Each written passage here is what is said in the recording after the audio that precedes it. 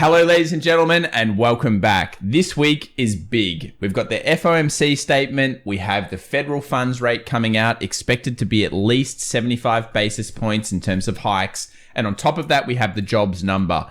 Will the US finally move into some form of recessionary kind of unemployment figures? We're expecting unemployment to potentially start to change, and this is going to be important if we're going to beat inflation. At the same time, the markets are feeling very optimistic. We're in earnings season, and while big tech's not doing so well, the under the hood sectors are doing better, and we've got some big macro data to discuss this today. But it all really sits on three potential squeeze levels. Number one, where we are right now. Number two, just above. And then, of course, number three, all the way up here. It's what's happening on the Dow that has us interested at the moment. So join us as we talk about the markets around the world, including stocks, commodities, and cryptos. We've got it all. See you soon.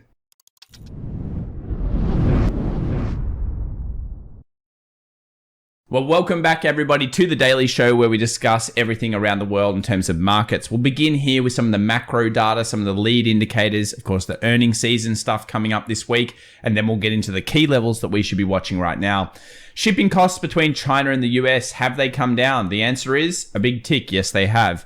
Now, this could be seen as potentially partially deglobalization, of course, demand destruction. Maybe people are starting to spend a little bit less, and there's a little bit less, I guess, pressures on, of course, the shipping containers and everything. But realistically, it's back down now to a level which is a lot better than where it was during the heights of the pandemic. That's good news, of course, for potentially goods getting a little bit cheaper and cutting down the inflation problem. What about smart money versus dumb money? A few weeks ago, we mentioned this. It helped us to kind of pick that bottoming market that we've seen so far. And we've talked about the idea that if smart money and dumb money cross, which is getting very close, remember they've crossed before, that we need to be on the lookout for a downward trend in the markets. If this happens when we're hitting supplies like we are right now, and these two cross together, then longer term swing traders, people that are bearish on the market, can start to look at this and say, good, this is exactly what happened last time. There's a better statistical chance now that the markets may drop. I want to talk about yields as well, because we're in a very interesting point. When we start looking at the charts later on today's video, guess what, guys? We have dollar index going up, we have yields going back up, and we also have the stock market going back up. Now, that's a bit weird. When we've had this before, it's not been so good. Why I want to talk about yields, though, is 2-year yields peak on average around 1 to 1.5 months before the end of the Fed hiking cycle. Now, the Fed hiking cycle is expected to, at this stage, end around March, April 2023.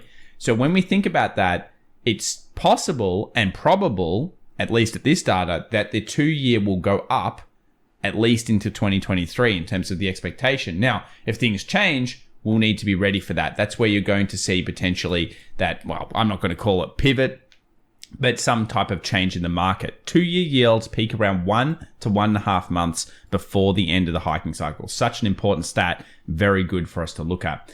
What about the McClellan oscillator? What's going on right now? Well, if we take a look at some of the things, some of the under the hood sectors in the market, it might surprise you what's occurring. We've got here XLI, and we're seeing the second highest reading behind March 21st, 2003 in terms of what's going on here with the industrial stocks. The industrial stocks are showing a huge rebound. Here is, again, some extra stats that are coming out. And we've got an excessive optimism coming back into XLI. It's just doing really, really well. Now, the reads that we've had in them before, when we saw markets do these types of recoveries, it tended to be the beginning of bull cycles. And a lot of people are going to look at this and say, wow, these industrials are going so well. Have we just actually seen the bottom? Well, possibly. Maybe not just yet, though, because even though industrials look really good, there's still some stats that may surprise you moving forward. When we have a look at what happens when we've got these readings in the past, you can see there's quite a few data points. We've generally gone 1 week later, 50-50 on the market, then 60s, and of course 71. Now, we've never seen a case like this before with potentially sticky inflation, all other problems. But yeah, the industrials have been recovering. Why is that? This is like a defensive recovery in the markets, not the usual growth / consumer discretionary recovery that we tend to see.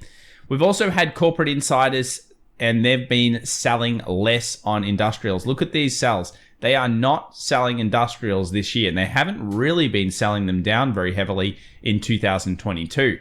They've been incredibly consistent, incredibly big on buying these. And the reason why is I think that it's government money. So a lot of government money stems into this. It tends to be long form, and that means that they're feeling more confident that the government will stimulate and that money is there in the economy. When we talk about corporate insider buys and sell ratio, again here, they're just continuing to buy, not sell this particular sector. Very interesting, and could be something that you look at should we see pullbacks in the market in the future, because of course they're very comfortable in this sector right now and they feel good about it. They've obviously, the boffins have done some work and they've figured out that it is a good time to be in this, at least in their opinion. Now, conditional seasonality would have us believe that usually we see recoveries over this period. And we've talked a lot about this. In especially midterm elections, we tend to see a run up into this period of time, and we tend to see a run up into Christmas, what they call the Santa rally. Well, that doesn't usually happen in bear markets. In bear markets, if we took the stats, we tend to see a rollover in the beginning of November with drops and potentially new lows by the end of the year. This is a pretty pivotal time. We've got two interjecting kind of ideas or intersecting, and we're not sure which one's going to win out yet. But of course, when we take bear markets, it gives us an idea that shorters could still be around. We do know as well with Burry's work that he's basically predicting this type of thing with the VIX. We've had a very consistently low VIX throughout 2022, basically hitting 35 most of the time. Usually when the market is about to hit some kind of low, for anyone that's a new viewer out there, it's all about fear and capitulation. Usually you get like a VIX that's 45 plus, and that 45 plus VIX pulls through a fear low, and that tends to be, potentially the bottom of the market. In 2022, everything's been below 35, and at the moment, at the time of recording, we're basically in around this area here. So realistically, if we are going to see an extreme move, it should come in the next 1 month to maybe 1.5 months, and that would be consistent with these overlays. Earnings season still upon us. Earnings is not very good. 65% beats 597, misses 325. It's now getting worse than a normal earnings season. So the expectations weren't that high. It's not even meeting those expectations realistically. And the market kind of semi-likes this. It's a weird world we live in when earnings season's not doing well, yet the market is liking it because it shows that maybe the Fed's work is starting to come through the economy. Some big names, we've got SoFi here, Uber, and of course then we've got AMD after the close. A lot of smaller cap tech stocks coming out later on this week. We've got Etsy as well, that'll be an important one. PayPal, Crocs, Moderna, Coinbase, DraftKings, many stocks that I know a lot of you guys have followed over the last couple of years. Some of you own these stocks, and I think it will show us whether the Russell 2000 will hold up, and especially whether these smaller tech stocks are potentially partially undervalued by the fear selling we saw earlier this year. Let's go over to the charts now and take a look at these markets. We'll start off with the VIX. It's dropping. That's consistent with this time of year, consistent with the overlay that we saw in Burry's work. Not much more to discuss there on the VIX, but I do want to talk about US 2-year. So here's the 2-year, and you notice it actually rose over the last 24 to 48 hours of trade. We're back in a very high point. If we scroll through history, we're back in around this 5%, and we're sitting at 4.47. I'll just run through some of the interest rates moving forward. 5-year is also starting to rebound a little bit, 4.2. 10-year is sitting at 4.04. So what we don't want, if you're a bull in these markets, is you do not want to see the 2-year continuing to go up. I'm going to do an overlay just so everyone can see it. And this is really important for us to do when you're considering whether the market makes sense right now. And you do need to see whether it makes sense. Generally speaking, if we've seen rising 2-year, we've tended to see a decline in, of course, the stock market. If we've had sideways 2-year or down, we've had an increase in the stock market. Now we're having what looks like at this stage a sideways. We haven't got a new high, but if we do get a new high, what do we expect to happen to the stock market? Probably drop off. If it keeps going up, highly likely it's a dead cat bounce, a squeeze, or some kind of false move. So do watch yields. It's really important. Remember to subscribe to the channel if you're interested in those types of things, because we're always looking at those, following those forward yields, and it just gives you so much edge long term. The bonds market didn't quite like yesterday. Now remember, high yield bonds have been giving us a very good overlay on the stock market. I'm actually going to show everyone here. Let's do another correlation metric. So we saw that high yields, when the stock market made a new high over here, the high yield bonds did not. It gave us a super insight into the fact that the market was most likely false. And of course, that's what ended up happening. You want to trust the bonds market a little bit more than the stock market, guys. I don't think anyone trusts the stock market anymore. Stocks, I like to think of a fear and greed, pushing those kind of manipulation rhetorics as much as possible. Here we have the bonds market dropping off. Now, we've got a new high on the bonds market and a new high on the stock market. If the bonds market keeps going down, the high yield especially, and the stock market continues to hover, again, can be an early warning sign that we need to look for the signs of weakness. If we see them, then we might want to potentially place those trades. Let's move over to the DXY. What's happening here? Well, US dollar actually looks relatively strong. You'll notice I've highlighted two areas, 112.50 and 112. Both of these zones hold previous supply or resistance and probably have some trades in them. It's also one of the biggest points of equilibrium throughout all of this range on the US dollar. And the market might pull back here, but at this time of recording, it seems to be finding strength. So that is, US dollar is finding strength, and once it broke through our previous supply, which it struggled with for a little while, it was most likely going to move here. Now, support resistance traders will be looking at this and saying, look, support, support, support, resistance, I'm going to short it here. I think there's a more likelihood that we go towards these two levels, and I would be watching those on your charts. Does this line up with their other pairs? Yes, it does. It lines up with euro. Potentially it bounces here, comes back down, hits a 98.50 kind of previous defended or demand zone. And either one or two of these will line up perfectly with the DXY. I do think they're worthwhile having on your charts this week. If you're a currency trader or you're interested in the US dollar and the synergies with the stock market, again, we'll be looking very closely here. If you ended up seeing the dollar go through these levels, and so therefore the US dollar was going up, remember the US dollar should not at this stage be going up with the stock market. That's not what you want to see. Some people say it's because money's coming out of Hong Kong and Asia and coming into the US, and that's what's pushing all these markets. Look, it's mostly speculation. We don't know exactly what's happening. It could be end of month rebalancing that's occurred, all sorts of those types of things. But watch these zones. They're going to be worthwhile having in your charts.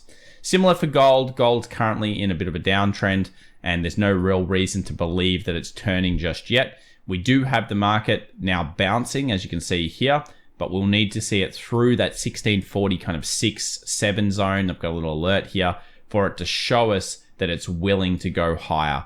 The current trend is a series of lower highs and lower lows, and that means that we could continue to push down. If 2-year yield goes up, I'm telling you one thing, gold hates that. So gold most likely goes down. Remember, increasing yields, usually better for the US dollar, bad for gold, and that won't work out well. We'll come back to that in the future. Oil has come back down to our previous supply zone that was broken. We ended up moving up into this supply over here, and now we've come down. So it's kind of like where we've had resistance realistically over here becoming support. We're at role reversal on oil. You'd be looking more at the long side than the short side here. Everyone knows my opinion is oil will continue, I believe, to degrade over the medium to long term. And eventually, I hope to see it in that kind of $70 to $75 a barrel and moving back down into maybe even the 60s. And that's what I think will happen. But of course, again, it's not going to happen tomorrow. And at this stage, it looks like it's in that buy zone. We'll move over to stocks now. What about Tesla? Well, yeah, it's creating some nice chop. We don't really have too many left behind gaps, which is a good sign. We haven't actually done the gaps to the upside, so there's a potential there, and it kind of looks like the stock market in some ways. A lot of people have been in the comments, I see your guys' comments, and a few people are saying, stop talking about the 180, blah, blah, blah. I still think that's a level, okay? I'm just going to leave it there. And look, the reason I leave it there is because I leave them on a lot of stocks, and you'll see that when I bring up AMD later on today because ahead of earnings.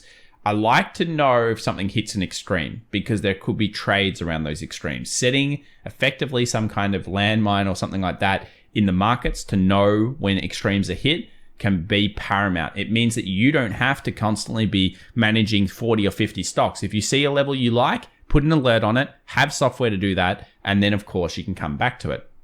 If I was looking at this particular stock, I would like the previous bullish kind of wicks here. Of course, we do have some form of structure. Some people are going to be calling that a Wyckoff. And there's a decent amount to like about some of these markets in terms of the structuring setup. We move over to Apple. Apple dropped in the previous session. It has come off that really old previous demand that we talked about. Again, it's found buyers when it should have found buyers. That was the right thing, I guess. And at this stage, if this crumbles, then of course, we know that the rest of the market will do so. But we'll come back to that soon. XLY, XLP, this is consumer discretionary versus staples. It shows us the American consumer. If the American consumer is feeling really great and the market thinks so, the market thinks it's healthy, then usually XLY will beat staples. In this case, we're having a recovery in the stock markets without XLY because XLY is actually being defeated by XLP. That is strange. And this is what we call a defensive recovery. This is not really normal with bottoming markets. Generally, when you have a look at bottoming markets, and luckily we have a bit of data here so we can have a look. If you notice, usually XLY, XLP goes bonkers on the way up. And that's because we're seeing consumer discretionary come back. That's not happening this time. And I implore people to consider this idea. This is a defensive rally. We've had them before, and you can put SPX on top, just have a look. But this is how we critically think about the market. Does it make any sense to us? Well, over here, we saw the market go up. Was it consumer discretionary? No, it was the defensive, but it happened at the right time. We saw consumer discretionary go first. Awesome. Then we saw defensive which were lagging, start to catch up. That's awesome as well. It's consistent with normal market dynamics.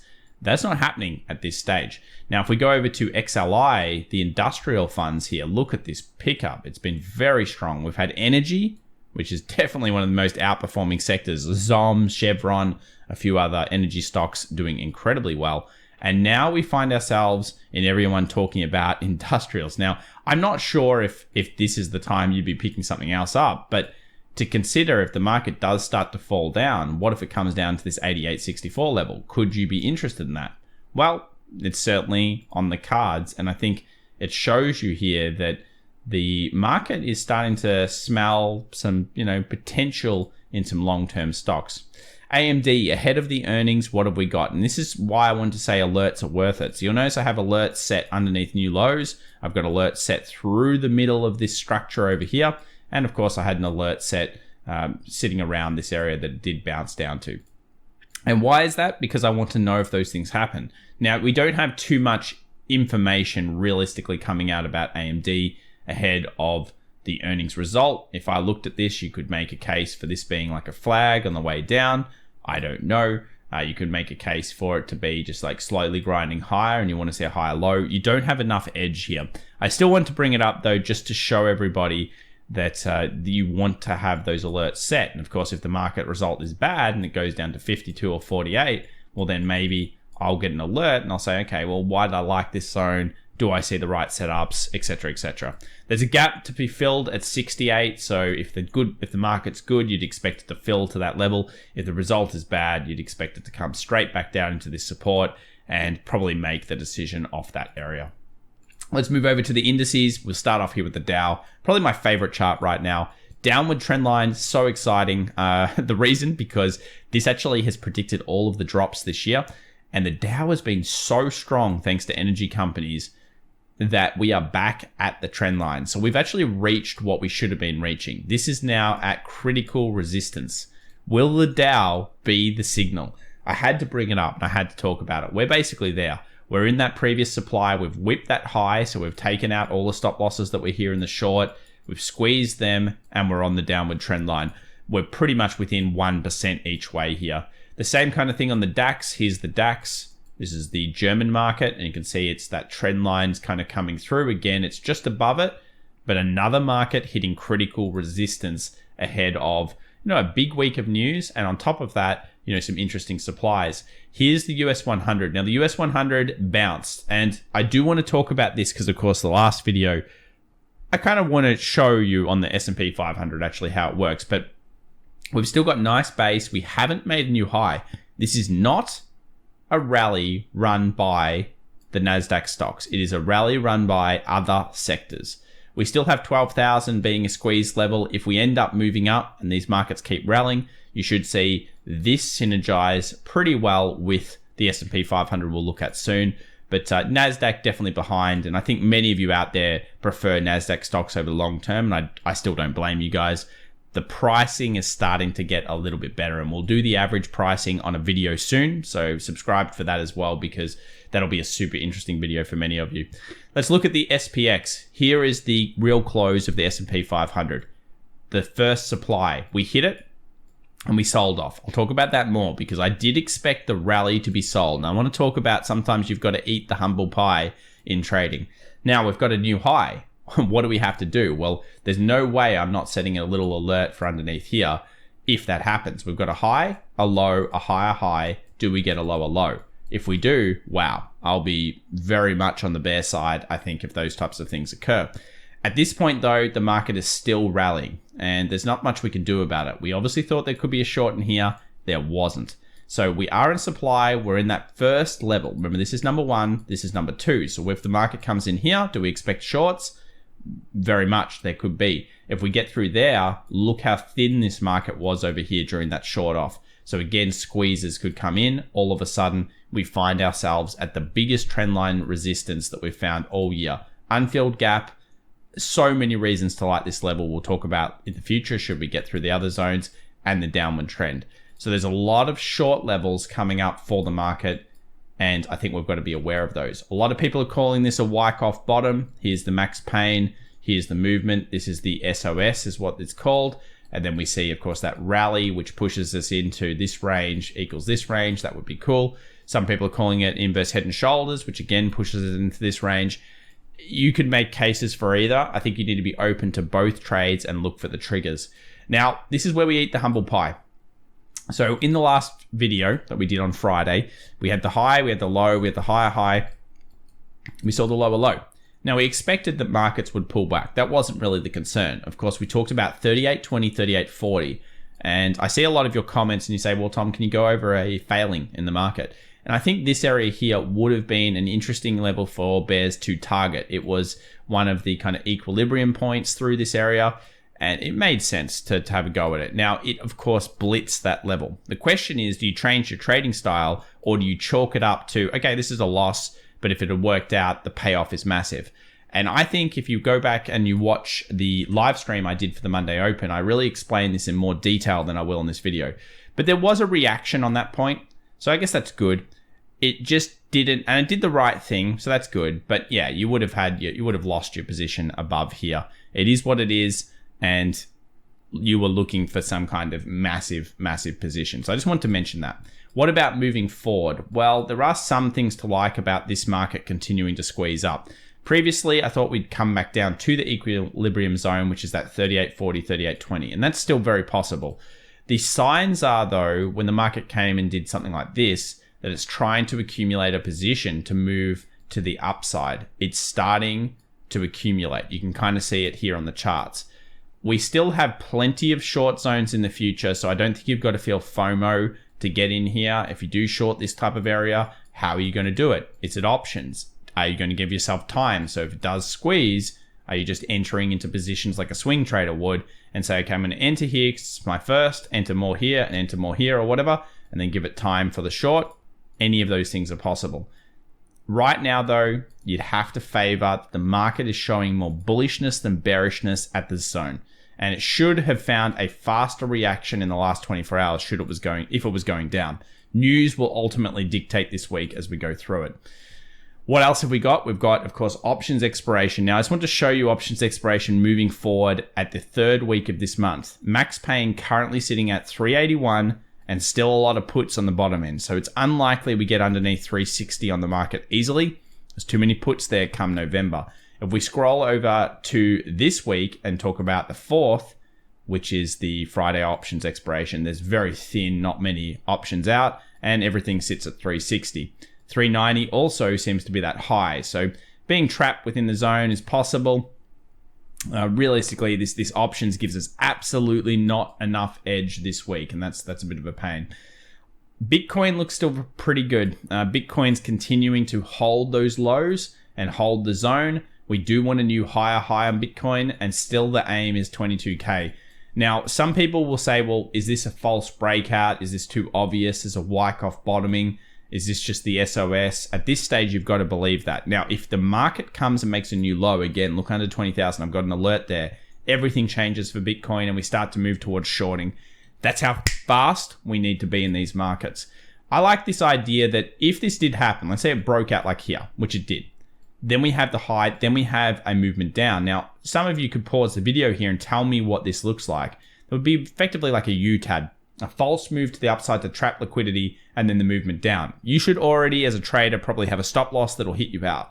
But can you bring yourself to convert to a short in that scenario? You've just lost. Are you going to go outside and smash a watermelon and sit in the doldrums, or are you going to start looking at the market critically and think about it? Something we talked about at our conference, which was a great success. Thank you to all the viewers that came out. And I do hope that we can come over to the US next year and do a massive conference over there. It'd be great to meet so many of the people in the community. So if the market does fall off, then you've got that trap kind of set. You get a new low. If that happens, it's going to be a bloodbath on crypto. Remember, we still think that 83 to 86% negative is what's going to happen during this cycle down. And that usually pushes us to around 11.5, 9,500. It's an interesting zone. Let's move through the news for the week ahead. Monday, cash rate in the US and the Australian market. Then we've got the ISM manufacturing PMI at 10 a.m. New York time.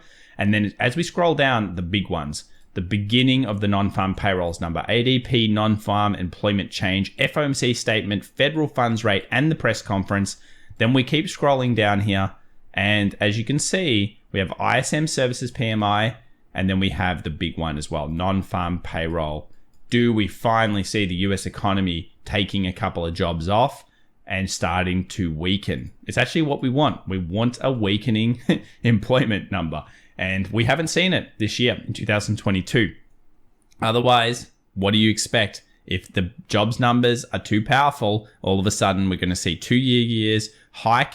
And then at the same time, we're probably going to see the stock market not like that. Thanks so much for watching, guys. If you enjoyed the content, please remember to subscribe, smash that like button, and we'll see you in the next video very soon. Bye for now.